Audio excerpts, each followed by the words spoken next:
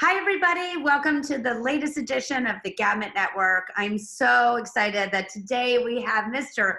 Danny Gomez, all the way from California, who we will be spotlighting on today's show. Hi, Danny. How are you? Hello, baby. How are you? I'm doing well. How's Great. everything going?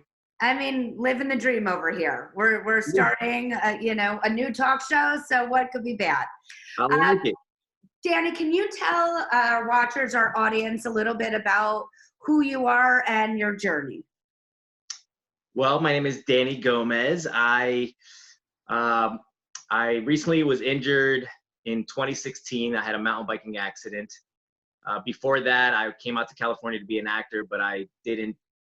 I kind of just let the acting fall to the wayside, and I put it on the back burner. And I was kind of losing. I was losing that fire that I had to come out here.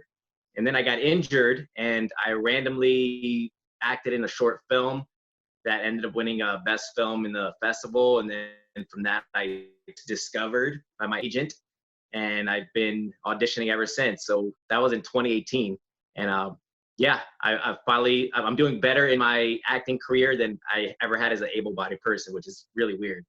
Which is so incredibly fascinating because I'm sure when the accident happened, you couldn't even, and I certainly don't want to put words in your mouth, but I would imagine you couldn't believe that your life would take, an upward trajectory in the acting world post accident. Is that accurate to say? Oh, absolutely. I mean, for a year and a half afterwards, I fell into depression, and like I had no idea where my life was going to be. Acting was not even a thought. That was a foregone conclusion. Just like there's no way I can be an actor in a wheelchair. I didn't even know there was people with disabilities that were actors. I mean, I've seen them, but it's not something you think about. Or some of them weren't even actually disabled, right? They were actors acting disabled. Right, and that's all you've seen. I mean, like, let's say Professor X from the X-Men is one of the most famous disabled characters, superheroes, and he's played by an able-bodied person. So, right. People with disabilities don't automatically see that and be like, oh, I can do that. I can be an actor. Because right. in Hollywood, it's all about image, and that's not an image that they usually portray. So exactly. I definitely went through a period of, I have no idea what I'm going to do with my life. Am I just going to sit here for the rest of my life and watch life go past me? And I finally decided that that's not the life I wanted to live. Mm. Was that a moment, an experience that you had? How did you move from that, I don't know what my life is going to look like, fairly, depressed state, to moving out of that? I believe Misty Diaz. She was on the show, and she obviously spoke about a very similar time in her life. And the way that she explained it was that she just decided to walk. Like she was going to get out of her apartment and she was going to walk to the mailbox with her walking crutches. But that was her big goal of the day, to just get up out of bed and walk to the mailbox and walk back. And every day that got bigger and bigger and bigger until she starts running now half marathons and all these other crazy events. What was your moment? It's funny, actually, you said she said to get mail. Yeah. I was like terrified of leaving my house in my wheelchair because I didn't really have the skills, and getting around in a wheelchair. I had fallen a few times, so I was already like traumatized from being out. And at this point, I was living by myself in a studio, and I really hadn't ventured out.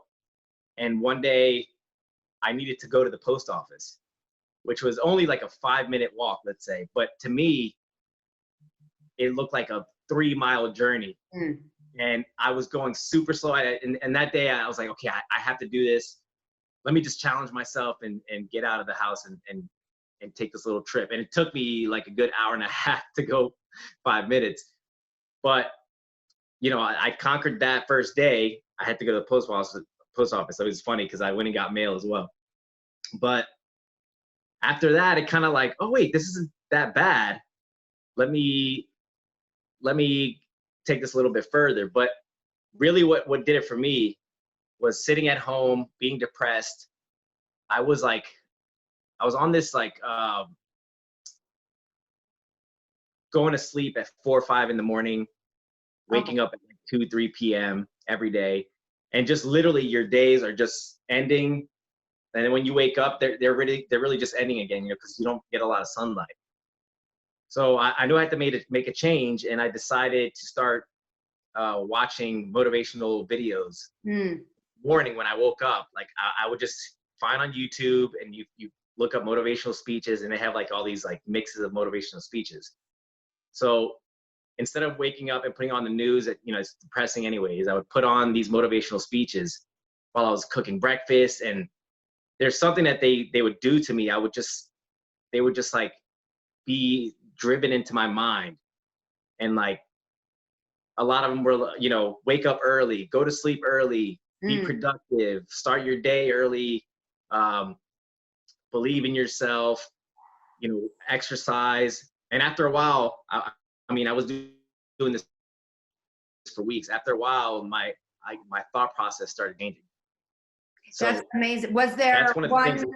speaker in particular that really moved you? One of my favorites, his name is Les Brown. He's Uh-huh. like an old school cat, but the way he talks, like, he's really funny. And he talks about, there was one thing he said, that the graveyard is like the richest place on earth. And I was like, what does that mean? And he said, if you go to a graveyard, you'll find people who passed away, who died not achieving their dreams. So all these great ideas and things that people never acted on, they took to the grave with them. Mm. So, does that make sense? Yes. Don't be a person that goes to their grave without achieving and making their ideas a reality. So, I kind of took that to heart, and I'm like, I have all these things that I still want to do in my life, and I still want to say. And another thing, I forgot who it was, but it talked about the power of yes. And this is like really what changed me. Because before, I would say no to every invitation. Hey, just go out, come out and have dinner with us. No, because I was like embarrassed. I was like, I hated being in my chair. I felt self-conscious. I always thought about like, having accidents with the spinal cord injury, bladder and bowel stuff. And I kept saying no. And finally I was like, you know what? I'm just going to say yes to whatever comes my way. Even though if it scares me, I was like, I'm just going to do it. And that's how, saying yes opened so many opportunities, even if it was just me going to have dinner with someone. Love You it. never know what's going to happen once you get out of the house. You never know who you're going to meet and what Yes. opportunity is going to come Which your is way. why I always put on lipstick, because you never know who Right. you're gonna meet. But I love that, Danny, because it's so relatable, whether it's for people with disabilities or anybody that's just suffering from depression and is completely able-bodied. Yeah. To have those moments, to know that even just going to the post office felt like a humongous undertaking, but when you did it, I did it. And when you said yes to going out to dinner or whatever the next activity was, I'm sure that was incredibly important in you getting back into life again, just from one word. One word, yes. And that completely changed everything for me. And after a while, someone taught me, once you get to a point, you have to start knowing when to say no. Yeah. Which is, that's a little further in your career, or your personal life. There, you have to set your boundaries. But for me, like someone who was becoming kind of like a homebody, I don't know, like I was in my shell. Yeah. Because being at home is like your protective shell. But you have to get out of that shell for things. Going outside is a risk every day. You never know what's going to happen. Look what's going on right now in the world. No matter what your ability is, it's Right.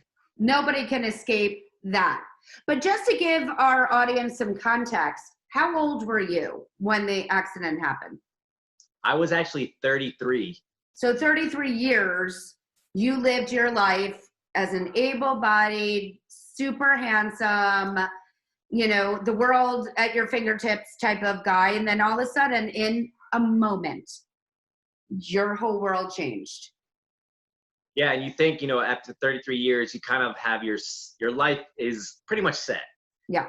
If I was in a relationship that was going on 5 years. I was bartending, like I was managing a bars and kind of moving up in that. I was headed to where I would probably like run my own club or bar one day, but I was miserable. I was miserable. Like, wow, you were miserable during that time of your life, but you probably didn't even know. I did know. Oh, you did know. Okay. I did. And, like the relationship was, she's a great girl, whatever, but it just, I was in that rat wheel. Yeah.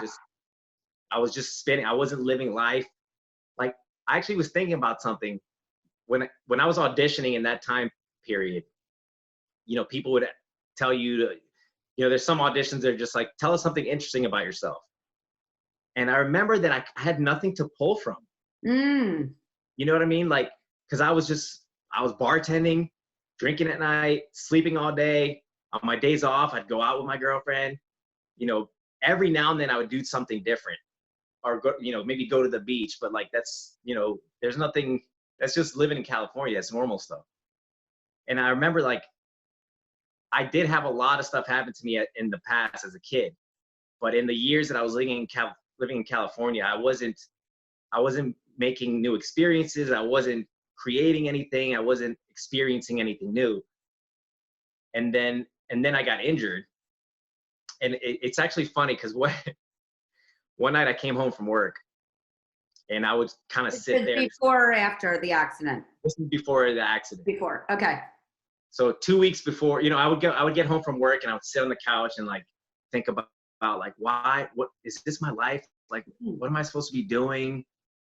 And then one night I was going to sleep, and every now and then I'll pray and I'll talk to God and ask him, like, what am I, like, I was sad. I had tears in my eyes. I'm like, this isn't my life. Like, this isn't what I came out here for. I don't understand why I feel this way. Like, I had no confidence. And I was like, please, God, I need a sign. I need something to happen. And 2 weeks later, I got hurt. Wow. Yeah. And I'm sure you couldn't even imagine that was your sign. You probably went back to God and you're like, what the what? I have your sign. Not a change of life. But I love that, Danny. Tell us a little bit about where you are now. Do you feel that you are engaging in life more? You're more confident, you're more comfortable in your own skin. How has that changed from that point of your life, which wasn't so long ago? So it's so crazy how things work and how God works. I'm not like super religious and spiritual. I believe in higher powers and stuff like that. But it's crazy how the world works, because when I talk to people now, I tell them that it's the greatest thing that ever happened. Oh my God. It completely saved who I was as a person. I lost half of my body, but I gained 100% of my soul. How beautiful. What a quote that is. Wow. That is. I came up with that, but that's how I feel. That's how I feel. And like, I just got chills, because now when I get asked in auditions, tell me something interesting, I'm like, well, where did we begin?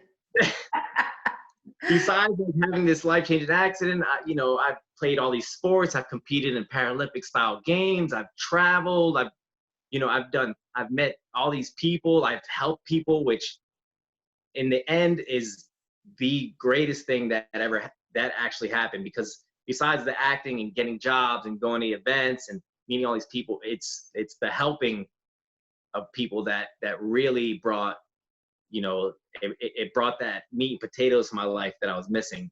And that's exactly, by the way, what you are doing with this interview, because somebody out there is going to be watching this and maybe is at the beginning of their journey of an accident. and cannot imagine that they're going to get through this and to the other side. And they're going to listen to you and hear how almost grateful, if I may say, you are for that change to have happened in your life. And I think that is something that it's going to profoundly affect somebody else's life. So again, thank you so much for being a part of this. I do want to pivot for a second to talk about your career, because it is, you know, it's similar to what you said in the beginning of the interview, that you were slightly struggling as an actor before the accident. And now you were just on New Amsterdam, which I watch, and was very excited to see you on the television. You know, tell us a little bit about, if there's anybody out there listening that is interested in being an actor with a disability. Obviously you had experience, but are there any pearls or any information that you could give to anybody listening about, first of all, that there are opportunities out there now for people with disabilities, which I think is so exciting, even more than when you had your injury. I think the world is changing. Obviously, Gamut is trying to help change it in that way, to expose the world to people with disabilities. But I think that you could probably give some pearls of wisdom to anyone out there that's even thinking about doing this. Well, funny, I want to give you a funny little anecdote. Remember when I was talking about the power of yes? Go ahead. So I get a text message from an unknown number, and it reads, "Hey, Danny, would you want to be part of this short film challenge this weekend called the Easter Seals Disability Film Challenge?" And that's all the text said. And I'm like, what? What is this? And that's where, like, I had that, okay, yes or no. What am I going to say here? Because no, I could say no, and then I go on with my day, nothing happens. And I was like, you know what? Yes. I said, F this, you know, said, F it, let's do it. Yeah. Yes. And I had no idea who the text was from. I was like, okay, yes, let me hear some more details. Anyways, that led to that short film that I talked about, where I ended up, we won best film and I got signed. So anyways, that's where the power of yes came into my career at first. But if you're out there and you're contemplating any interest in acting at all, any form of entertainment industry, there is actually a big calling for people with disabilities now. And apparently when I got into it, it was just ramping up, because I knew a lot of the actors like Tobias Forrester and a few other guys that had been doing it for years and years and years. And they're like, man, parts were scarce. Like we'd get auditions once every 2 or 3 months. Mm. And now the industry is pivoting to, they're actually writing roles for people with disabilities, and they're actually casting people with disabilities in those roles. And I think a lot of that has changed with, like, you know, stuff that's gone on with the Me Too movement and people with racial inequality and stuff like that. And not to mention, you know, the disability is rarely talked about when people talk about those things. Like even at the Oscars, they talk about racial inequality and all the minorities, but they never bring up people with disabilities. Agreed. So, you know, I'm trying to champion stuff like that. And then, you know, people, you know, shows like New Amsterdam and companies like NBC and I think ABC are working to get people with disabilities in front and behind the camera. Agreed. But it is possible. And it's so crazy. And sorry, I'm kind of rambling now, because it's super important to me that people understand that your life isn't over. Yeah. Just because you have a disability or you have a major injury. It's actually a chance for you to reinvent yourself and make life what you want of it. You know, that sounds kind of cliche and cheesy, but really there's so much that you can do. And now you have a unique perspective on the world that somebody doesn't have. I love that. And I think that also translates so well to those that are born with their disability or disease, like my son, Oliver, who has muscular dystrophy, because for him, he doesn't know any other. This was his whole life from the minute he was on this planet. And I have always said to him exactly what you're saying, like, this gives you interest. This is sets you apart. You are unique. Your walk is unique, and this is unique. And we had to kind of change that thought process that it's a bad thing. You just do it differently. You ambulate differently. Your body's a little different shaped, but that doesn't equate to bad. And Right. I love how you say that it is certainly an opportunity. I had to ask Danny if anybody would like to ask you questions after this interview. Is there a way that they can get in touch with you? Yeah, you can. I think Instagram is the easiest way to find me, and Okay. I think like you can do Facebook too, but there's just I rarely go on there because there's so much negativity. Agreed. Instagram is more, that's where I post all my, my projects, all my content is on there, more inspirational stuff, if you will. So my Instagram is at DGstyle, DGSTYLE. And you could just message me there. People, I've actually had a conversation with some guy who randomly messaged me the other night. And I started talking to him. He's like, man, you're so receptive. He just got injured last year. And I was like, Yeah. look, man, I got your back. You're part of the Yes. family. And he's like, oh my God, like no one's talked to me like that. And I think that's important. And it makes me feel happy that, people like see, let's say you see a celebrity or something and you send them a message and they don't respond. You're like, okay, I figured that. And I'm not calling myself a celebrity, but You are to me, my friend. You really are. When I saw that you on New Amsterdam, I said, dear God, I'm one step away from him. Oh my God. And that was so awesome. I'll talk about New Amsterdam in a second, but yeah, like I feel that connecting with people is more important than seeing them on TV or whatever, which is fun. Yes. But it makes me real when somebody sends me a message and I instantly hit them back and give them advice of what they're going through. They feel less alone. They Yeah, have because somebody to go when I through. got injured that year and a half, I didn't know who to talk to. I had no people in my community, and like where I did rehab was like an hour and a half away, so I couldn't just go there. Yeah. So that's what I started doing. I started following, all the famous Instagram wheelchair users like Chelsea Hill and Yeah. like all those girls. And Fantastic. Okay. So one last question that I'd like to ask all of our guests. I am a very big believer in the vision board, and I like to show my guests. See, that's who I have on mine. I have Oprah. I have Ellen. I have Guy Raz. I mean, I very much intend to be with these people at some point in my life. Who or what would be on your vision board? it's funny because my vision board is sitting over there in the corner. See it. Can you get it? You can't. I don't know if you can see it. There, it's in the corner. Okay. I love it. So It's still being worked on. It's huge though. Good. It's like one of those like bulletin type things where you put pins in it. Yeah. But it's like I've been collecting magazines like the last 2 weeks of stuff that I want to put on my vision board. So it's funny you asked that because I really do believe in it. So do I. And there's obviously like I would have a picture of an Oscar Academy Award on there. Houses that I want to like, a house that I want to buy for my mom and like a boat that I want to buy for my dad. And there is like some material things, but I think that you seeing that stuff every day, it manifests itself and you start, it's all about changing your mindset. And that's what the vision board is for, right? Because you see that you put that in the back of your head. And that's like how the motivational speeches helped me because it changed my way of thinking.